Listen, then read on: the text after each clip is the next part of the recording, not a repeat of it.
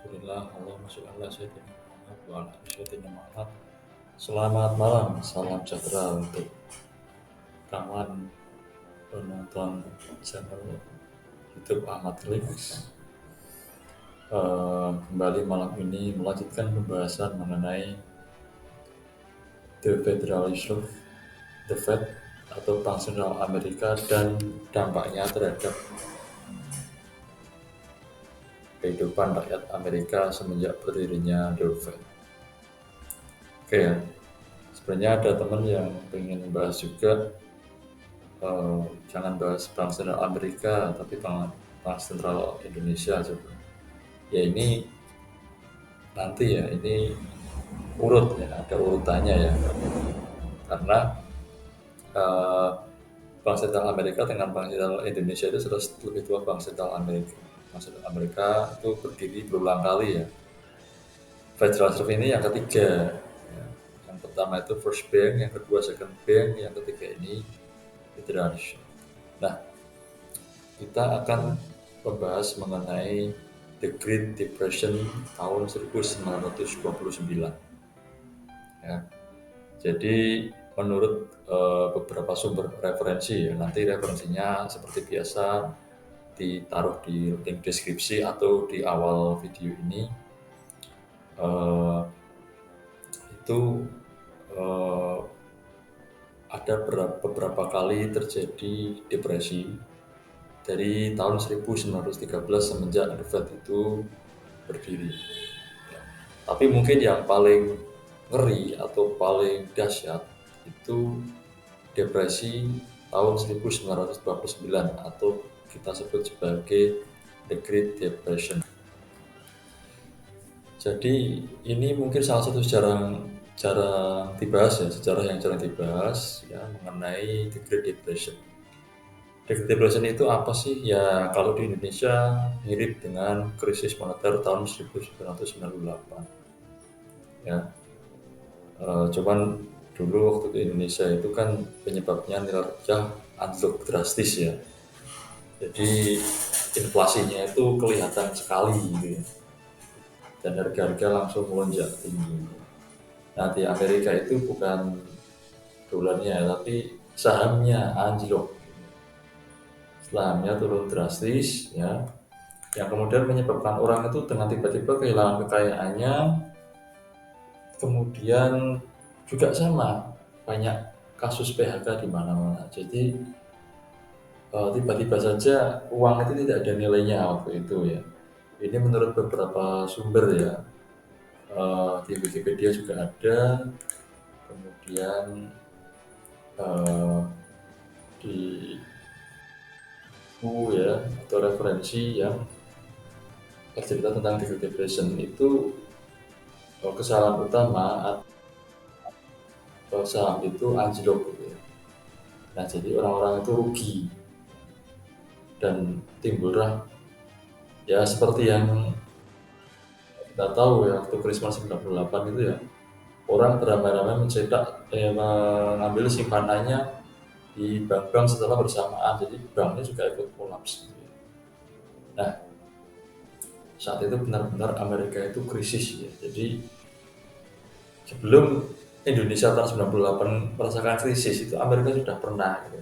Paling dekat tahun 65 ya, waktu pergantian Orde Lama ke Orde Baru ya, itu juga ada krisis juga, inflasi besar-besaran, tapi kan Amerika itu di tahun 1929. Nah itu ceritanya ya. Di video ini kan kita juga bisa melihat ya orang-orang panik, kemudian ya namanya juga tiba-tiba uang di bank yang sudah disimpan bertahun-tahun di bank itu hilang atau langsung mendadak tidak berharga karena tidak bisa untuk membeli apa-apa. Jadi ini kesimpulan intinya saja ya, karena kalau dijelaskan itu rumit ya, kita butuh orang-orang yang memang paham mengenai ekonomi global ya. Jadi ini kita ambil kutipannya sedikit-sedikit saja ya. Ini dilihat di salah satu sisi. Namun di referensi lain ya seperti yang dijelaskan Andrew Hitchcock, jadi kita melihat dari beberapa sisi ya. It ada unsur kesengajaan ya, ada unsur kesengajaan. Kenapa ada unsur kesengajaan? Ya karena di dalam bukunya ya, The History of the Money Changers, Andre itu menjelaskan ya bahwa salah satu pendiri The Fed ya, Paul Volcker, ya mengirimkan peringatan rahasia kepada teman-temannya bahwa kehancuran dan depresi nasional telah direncanakan untuk akhir tahun itu. Jadi menurut Andre Hitchcock, yang merencanakan kejatuhan saham itu sendiri atau merencanakan Great Depression sendiri itu ya pendiri dari Federal Reserve ini gitu ya. Dugaannya seperti itu. Ya ini kalau pandangan dari Andre Hitchcock ya. Jadi intinya ada tindakan kesengajaan ya. Kemudian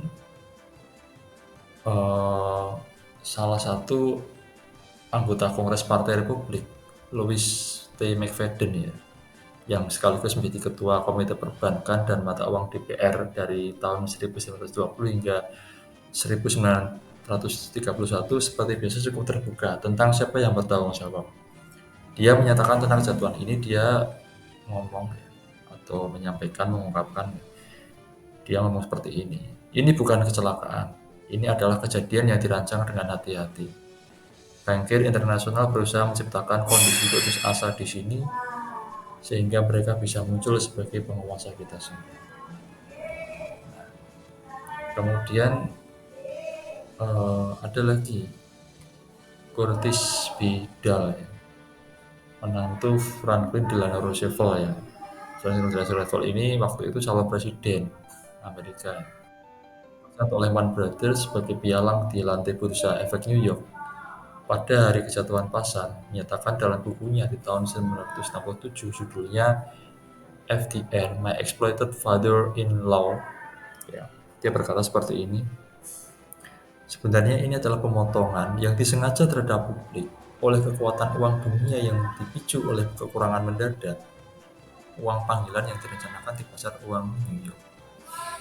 Jadi dari dua kutipan ini kita juga bisa melihat ya, karena memang kan yang dari awal memiliki kewenangan ya, hak yang diberikan oleh pemerintah untuk mencetak US dollar adalah Federal Reserve. Ya.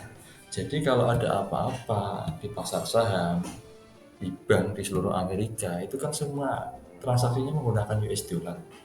Nah, kalau ada keruntuhan harga saham, kemudian tiba-tiba uang dolarnya menjadi hilang gitu ya di bank syariah ya, ya itu kalau sampai Federal Reserve tidak tahu ya ini kan sesuatu yang dipertanyakan ya, karena kan siapa yang mencetak uang dolarnya ya. Kemudian lagi diperkuat oleh pernyataan dari mantan direktur The Fed ya, dia menceritakan beliau namanya Ben Bernanke ya, dia menceritakan apa yang terjadi saat Great Depression ini ya, karena menurutnya ya, The Fed ini juga memiliki andil yang sangat besar atas terjadinya Great Depression. Ya. Ada 5 kesalahan The Fed yang pada akhirnya menyebabkan krisis ekonomi ini atau The Great Depression tahun 1929 itu. Yang pertama, The Fed ini menaikkan suku bunga antar bank pada musim semi 1928 dan terus melakukan kenaikan meskipun terjadi resesi pada Agustus 1929. Artinya The Fed ini tidak ya mengabaikan lah, sudah tahu tapi kan mengabaikan gitu ya. Nah, ketika pasar saham jatuh, para investor beralih ke mata uang. Ketika itu nilai emas dapat meningkatkan nilai mata uang sehingga banyak orang mulai menukar uang mereka dengan emas pada September 1931. Hal itu menyebabkan penurunan drastis pada jumlah uang yang beredar di masyarakat ya. Jadi dari tahun 1913 sampai 1933 ya kalau nggak salah, itu uang dolar yang ada di masyarakat itu masih bisa ditukar oleh atau menjadi emas ke bank ya. Misalkan kalau tidak salah waktu itu Satu satu ons emas itu $20. Jadi kalau misalkan ada salah satu warga Amerika punya $20, ditukarkan ke bank itu dapat satu ons emas. Jadi intinya saat itu orang-orang sudah balik dalam artian tadinya yang transaksinya itu memakai uang kertas US dollar balik ke emas gitu ya. Nah, karena balik ke emas, ya bank kan kelimpungan gitu ya, intinya kelimpungan karena kan menariknya itu bareng-bareng gitu ya. Nah, kemudian yang ketiga, The Fed kembali menaikkan suku bunga untuk melindungi nilai dolar. Kebijakan ini semakin membatasi ketersediaan dolar untuk bisnis di Amerika Serikat, menyebabkan banyak usaha bangkrut. Jadi justru malah bunganya dinaikkan gitu ya. Bunga banknya, artinya mungkin bunga 2% jadi 3% gitu ya. Yang keempat, The Fed tidak menambah jumlah uang yang beredar untuk melawan deflasi. Ya ini juga tidak menambah uang beredar ini, jadi justru malah diperketat. Investor menarik semua uang mereka dari bank, menyebabkan kekacauan di dunia perbankan. Nah, The Fed mengabaikan keluhan dari bank sehingga masyarakat kehilangan kepercayaan terhadap lembaga perbankan. Jadi sama ya waktu yang dialami Indonesia tahun 98. Cuman waktu itu Indonesia kan memang masih dalam kungkungan Hindia Belanda ya. Banknya waktu itu bukan eh, Bank Indonesia, Bank Nasional Indonesia atau Federal Reserve kayak Amerika bukan, tapi banknya waktu itu kan The Javas Bank yang bank sentralnya Belanda gitu. Nah, dari sini kita bisa melihat ya bahwa eh, keberadaan The Fed ya ini perlu dipertanyakan ya, karena The Fed kan tadinya dibentuk itu untuk menanggulangi atau menghindari krisis-krisis semacam ini, tapi justru ketika The Fed itu mulai beroperasi banyak sekali atau terjadi beberapa krisis yang luar biasa ya, menimpa Amerika Serikat. Oke, selamat malam ya. Insya Allah nanti kita lanjutkan lagi pembahasannya, eh, masih seputar The Fed ya. Nanti kita insya Allah bahas yang tentang kelanjutan dari ini, yaitu ketika rakyat Amerika dipaksa menyerahkan emasnya ke pemerintah Amerika karena kan cadangan emasnya sudah berkurang ya, emasnya berkurang ya. Tidak bisa lagi untuk backup uang kertas dolar yang dikelola.